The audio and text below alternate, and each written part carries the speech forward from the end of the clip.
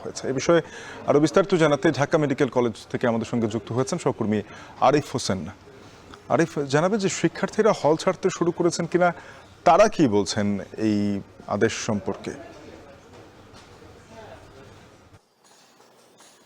শাফিন, আজকে দুপুর 12টার মধ্যে যে হল ছাড়ার নির্দেশনা ঢাকা মেডিকেল কলেজ কর্তৃপক্ষের, সেটি কিন্তু তারা মানছেন না। তারা বলছেন যতক্ষণ পর্যন্ত তাদের দাবি দায় পূরণ না হবে, তারা ঢাকা মেডিকেল কলেজ হাসপাতালের এই যে ফজলে রাব্বি হল, এটি ছেড়ে যাবে না। শুধু ফজলে রাব্বি হল না, অপরদিকে মেয়েদেরও একটি হল রয়েছে যেটি ছাড়ার নির্দেশনা ছিল আজকে দুপুর 12টা পর্যন্ত। কারণ আপনি নিশ্চয়ই জানেন, দীর্ঘদিন ধরে তারা 5 দফা দাবিতে আন্দোলন করে আসছে এবং এই দাবিগুলোর মধ্যে একটি অন্যতম দাবি হলো গিয়ে ছাত্র এবং ছাত্রীদের পৃথক নতুন হল নির্মাণ করে দেওয়া, এবং দ্বিতীয় দফা যে দাবিটি সেটি হলো গিয়ে এই যে হল নির্মাণ না হওয়া পর্যন্ত, যতক্ষণ পর্যন্ত হল নির্মাণ না হবে ততক্ষণ পর্যন্ত আবাসিকভাবে যেই থাকার ব্যবস্থা, সেই থাকার ভাড়া এবং সেটি ব্যবস্থা করা। এবং এই যে পেছনে একটি হল দেখছেন, এই হলটি মূলত প্রধান ভবন এবং এই ভবনটি ছাড়ার নির্দেশনা ছিল শিক্ষার্থীদের। দীর্ঘদিন পর্যন্ত এই ভবনের যে কনস্ট্রাকশন সেগুলো ভেঙে পড়ছিল এবং এটি থাকার অনুপযোগী। অবশ্য এখানে গণপূর্ত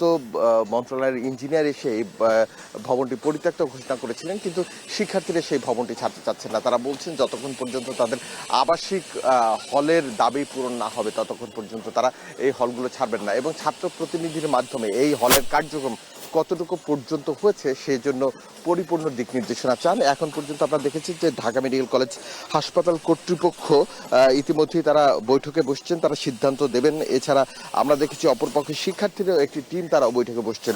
12টার মধ্যে রফা দফা করতে হবে এবং যদি 12টার মধ্যে এই শিক্ষার্থীরা হল না ছাড়েন, কারণ আপনি না জানেন অনির্দিষ্টকালের জন্য ঢাকা মেডিকেল কলেজ হাসপাতালের শিক্ষার্থীদের এখান থেকে বাড়ি চলে যেতে বলা হয়েছে। যদিও এখন পর্যন্ত সেই দিক নির্দেশনা বাস্তবায়নের কোনো কিছু আমরা দেখিনি, তবে এখন পর্যন্ত কর্তৃপক্ষ মিটিং করছেন এবং শিক্ষার্থীরা মিটিং করছেন। এর পরবর্তী দিক নির্দেশনা আসবে। অবশ্য 12টার পরই এটা বলা যাবে যে আসলে ঘটনার মোড় কোন দিকে যায়। শাফিন, ঢাকা মেডিকেল কলেজ থেকে যুক্ত হয়েছিলেন সহকর্মী আরিফ হোসেন, জানাচ্ছিলেন শিক্ষার্থীদের হল ছাড়ার নির্দেশনার বিষয়ে সবশেষ।